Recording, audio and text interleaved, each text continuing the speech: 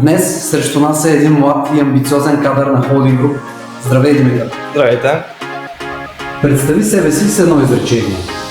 Млад, амбициозен човек е решен да постигне големи неща в живота. Какъв е твой предишен професионален опит и какви умения е развил от теб? Предишният професионален опит винаги е бил свързан с работата с клиенти. Това през годините ми е помогнало да усъвършенствам своите комуникативни умения, да разбирам бързо нуждите на клиентите ми и съответно да им предоставям подходящите за тях продукти или услуга. Как попадна в сферата на недвижимите имоти и защо избра професията брокер?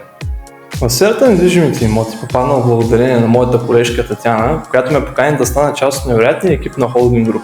Разбира се, аз веднага приех, тъй като винаги съм искал под една или друга форма да се занимавам с търговия.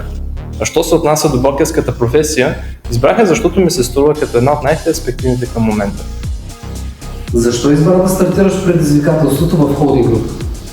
Впечатли ме факта, че група хора проявиха невероятната смелост да излязат на пазара със свой собствен продукт, като на среща си имаха агенции с десетилетия опит и въпреки това успяват да се конкурират с тях. Аз винаги съм заставал на страната на смелите и ще продължа да го правя. Както се казва, животът обича смелите.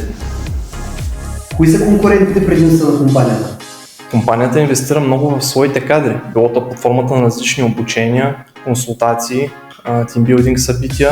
Също така стимулират тези, които полагат усилия чрез различни бонуси и изненади, което спомага за високото ниво на мотивация. Как усещаш екипа? Сплотени сме и винаги, когато някой има нужда от помощ, може да намери в лицето на останалите. Точно тези принципи ни помагат да се справим с трудностите от ежедневието и точно заради това ще бъдем най-успешната агенция за недвижими имоти.